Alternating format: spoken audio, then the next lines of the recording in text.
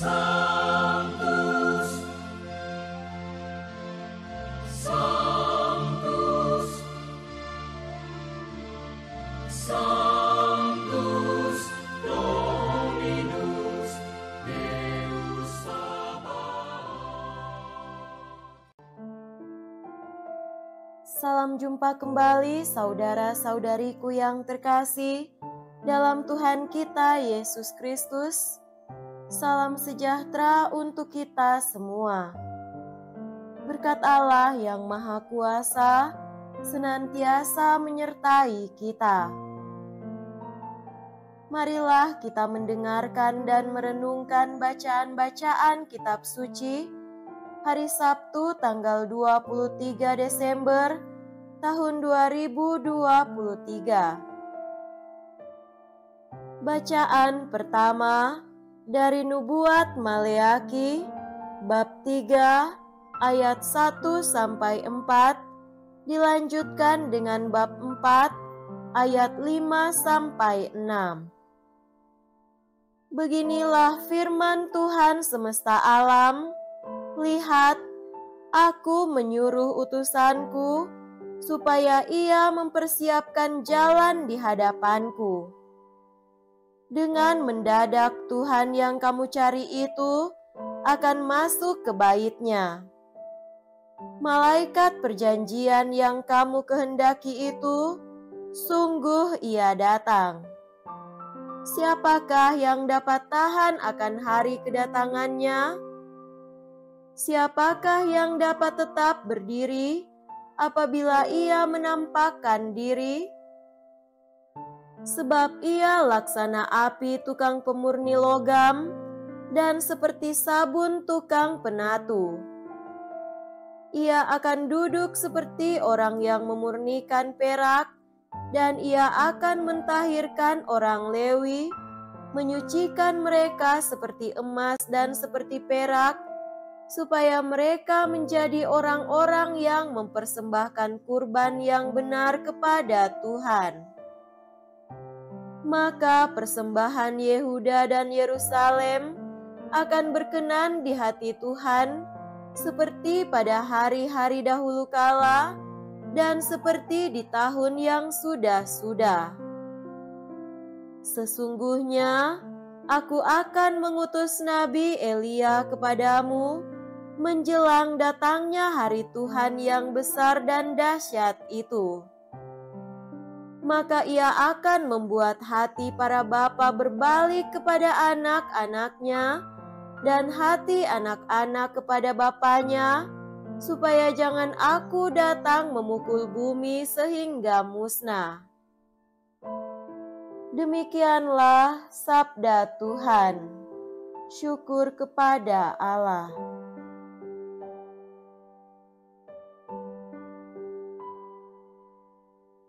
Semoga Tuhan beserta kita sekarang dan selama-lamanya.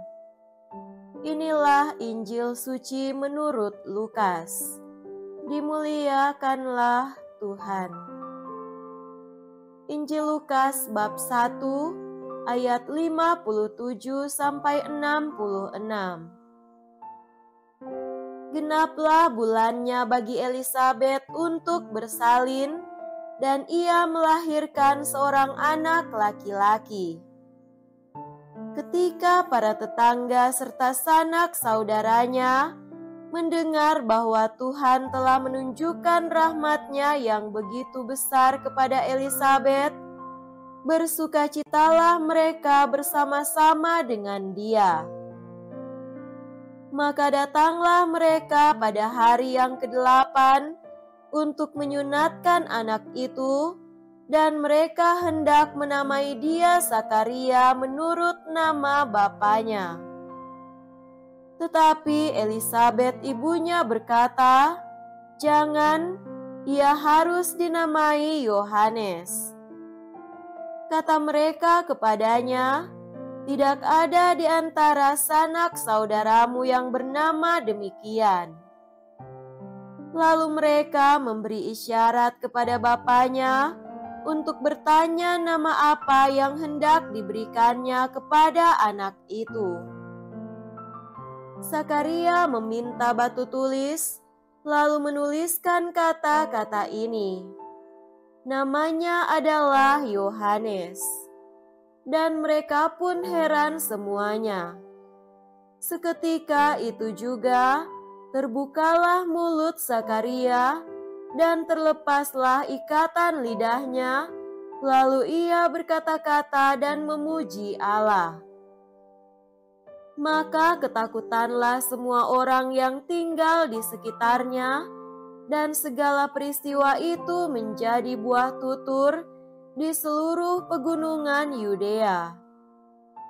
Semua orang yang mendengarnya merenungkannya dan berkata, "Menjadi apakah anak ini nanti? Sebab tangan Tuhan menyertai dia." Demikianlah sabda Tuhan. Terpujilah Kristus.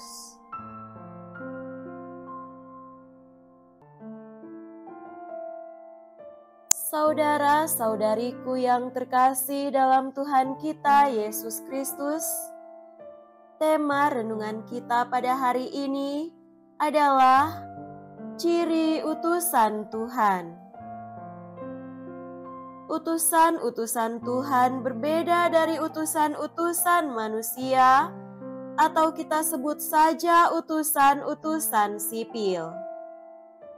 Yang namanya utusan sipil seringkali muncul secara tiba-tiba, tanpa banyak persiapan, dan banyak tergantung dari kepentingan-kepentingan jangka pendek. Pada mereka, sering tidak ditemukan kejadian-kejadian luar biasa.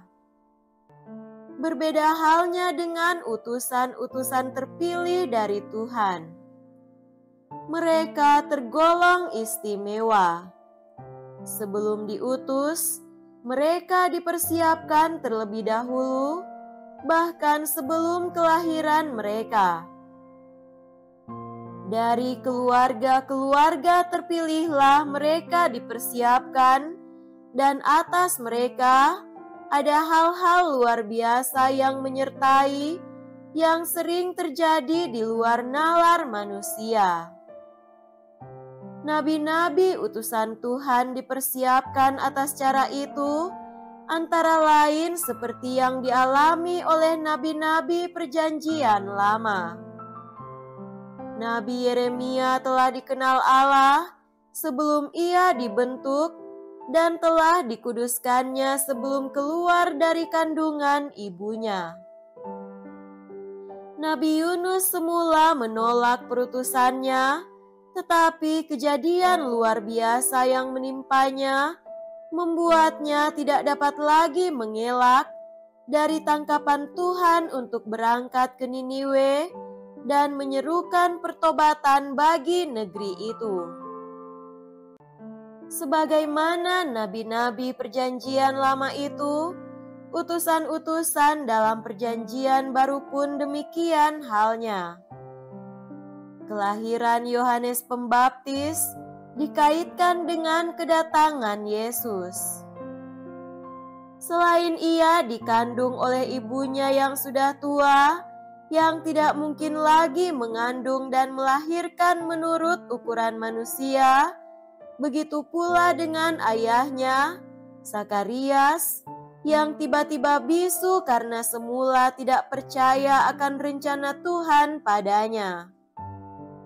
Ia baru dapat berbicara lagi setelah kelahiran anaknya.